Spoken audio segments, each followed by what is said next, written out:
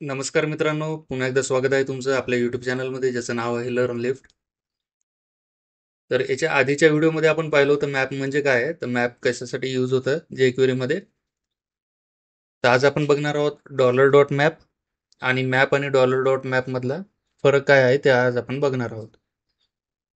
तत्पूर्वी चॅनलला तुम्ही नवीन असाल तर चॅनलला सबस्क्राईब करायला विसरू नका आणि व्हिडिओ शेवटपर्यंत बघा आणि नोटिफिकेशनचं जे आयकॉन असतं त्याला क्लिक करायला विसरू नका. चला तर मग वळूया स्टुडिओ कोडकडे. मागच्या व्हिडिओमध्ये मी तुम्हाला मॅप शिकवलं होतं. त्याचंच एक उदाहरण घेऊया पुन्हा. तर पुन्हा मी आता सिलेक्टर जे आहे ते इनपुट टाईप जो आहे त्याचा तो देतो हिडन.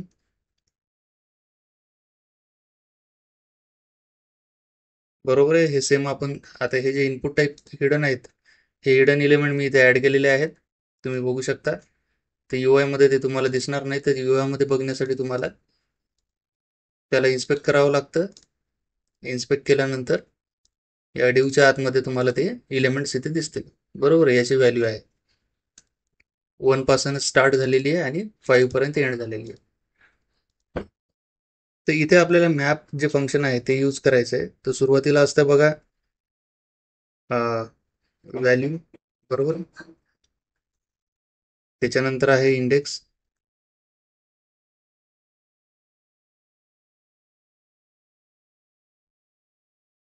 बरोबर आहे. नाही, एक सेकंड, हे उलट झालं. सुरुवातीला इंडेक्स असते, त्याच्यानंतर व्हॅल्यू असते. तर सेम आहे जसं आपण काल पाहिलं होतं, मागच्या व्हिडिओमध्ये पाहिलं होतं आपण. आता याचं जे रिझल्ट आहे ते आपल्याला स्टोअर करावं लागतं. इनपुट आयटम्स किंवा हिडन आयटम्स जे आहेत आपण नाव देऊ शकतो व्हेरिएबलला. ठीक आहे. तर आपल्याला इथं आता रिटर्न करायचंय. रिटर्न काय करायचंय तर बॅकटिक मध्ये स्ट्रिंग घेतो मी, इंडेक्स कोलन स्पेस डॉलर, जो इंडेक्स पॅरामीटर येतोय आपला तो.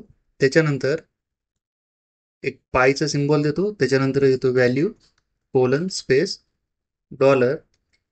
हा सिंटॅक्स आहे आपला जे क्वेरीच्या आयटमचा. ठीक आहे. सॉरी, इथे व्हॅल्यू किंवा इथे आयटम डॉट व्हॅल्यू आपण करू शकतो. आयटम, कारण की आयटम वर तो फिरत आहे, तर आयटम डॉट व्हॅल्यू व्हॅल्यू इथे घेतलेले आहे आपण. ठीक आहे. तर हे काय केलं, हे काय करतंय आता, हे रिटर्न करतंय. आता याला गेट करावं लागेल आपल्याला. ठीक आहे. गेट केल्यानंतर त्याचा अरे जो आहे तो आपल्याला मिळतो. तर तुम्ही मागच्या व्हिडिओमध्ये बघितलंच असेल की मॅप जो आहे तो रिटर्न काय करतो, आपल्याला ऑब्जेक्ट रिटर्न करतो एक. ठीक आहे. एक संपूर्ण ऑब्जेक्ट रिटर्न करतो. त्या ऑब्जेक्टमध्ये ह्या सगळे आयटम जे आहेत, या आयटमवर आपण परफॉर्म केलेली जी इथे जे काही आपण परफॉर्म ऍक्शन करतोय त्याच्यावर, तर ते ऍक्शन आहे, ती ऍक्शन जी आहे ते ऑब्जेक्टमध्ये ऍड होऊन जाते. त्या ऑब्जेक्टमधनं जर आपल्याला, आता मी इथे कन्सोल लॉग करतो हिडन आयटम्स, त्या ऑब्जेक्टमधनं जर आपल्याला अरे घ्यायचा असेल तर आपण गेट मेथड यूज करतो त्याच्यावर. ठीक आहे. तर गेट मेथड यूज केल्यानंतर तुम्ही इथे पाहू शकता अरे आपल्याला मिळालेला आहे. पण अरे न घेता जर मी इथे हा गेट जर काढला, गेटचा कॉल, तर तुम्ही बघू शकता हे ऑब्जेक्ट याने रिटर्न केलेले आहे मला. ऑब्जेक्ट म्हणजेच इथं कर्ली ब्रॅकेट आहे बघा सुरुवातीला, आणि एंडला सुद्धा कर्ली ब्रॅकेट आहे. ठीक आहे.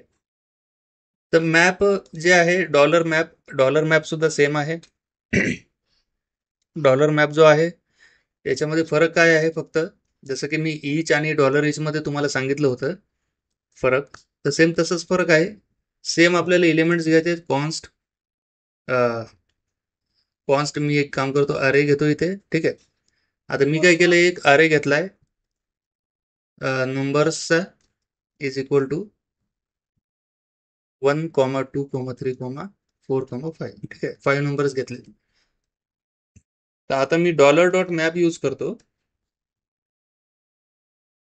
पहिलं पॅरामीटर जे आहे ते आहे नंबर्स, जो काही आपल्याला अरे पास करायचा आहे तो.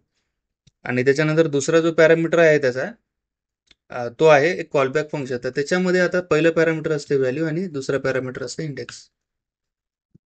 ठीक आहे. तुम्ही बघू शकता व्हॅल्यू आणि इंडेक्स. आता मला काय करायचं, मला एक ऍक्शन इथे परफॉर्म करायचे, रिटर्न, जी आता व्हॅल्यू येणार आहे व्हॅल्यू इंटू 2. ठीक आहे.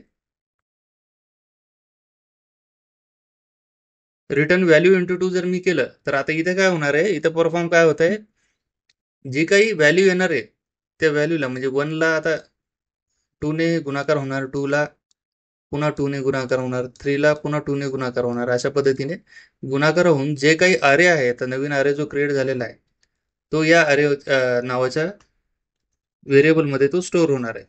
ठीक आहे. तर जेव्हा आपण अरे हा व्हेरिएबल कॉन्सोल लॉग करू तर त्यावेळेस तुम्हाला इथे दिसून येईल. तुम्ही बघू शकता एक नवीन अरे क्रिएट झालेला आहे आणि गुणाकार. ठीक आहे. 1ला गुणिले 2 म्हणजे 2 आले तिथं, 2ला गुणिले 2 म्हणजे तिथं 4 आलेत आणि 3ला गुणिले 2 म्हणजे तिथं 6 आलेले. अशा पद्धतीने 8 आणि 10 हे प्रिंट झालेले आहे. तुम्ही बघू शकता.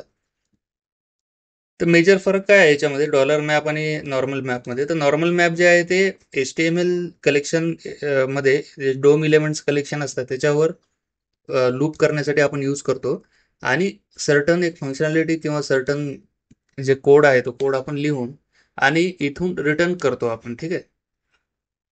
ईच मध्ये किंवा डॉलर ईच मध्ये आपण रिटर्न नाही करत. मॅप मध्ये आणि डॉलर मॅप मध्ये आपण रिटर्न करतो. फरक आहे, मॅप जो आहे तो HTML डोम एलिमेंट्सवर लूपसाठी वापरतो आणि डॉलर डॉट मॅप जे आहे ते आपण एखादं प्लेन अरे जे असतं किंवा जे काही सर्व्हर साईडने येणारा अरे आहे त्या अरेवर आपण मॅप आहे यूज करू शकतो, डॉलर मॅप. ठीक आहे मित्रांनो, अशा पद्धतीचा याच्यामध्ये डिफरन्स आहे. तर मी आशा करतो तुम्हाला हा व्हिडिओ आवडला असेल तर तुम्ही नक्कीच याला लाईक करणार, मला खात्रीच आहे त्याची. आणि व्हिडिओला शेवटपर्यंत पाहिल्याबद्दल खूप धन्यवाद. चॅनलला सबस्क्राईब आणि बेल आयकॉनला क्लिक करायला विसरू नका. धन्यवाद मित्रांनो.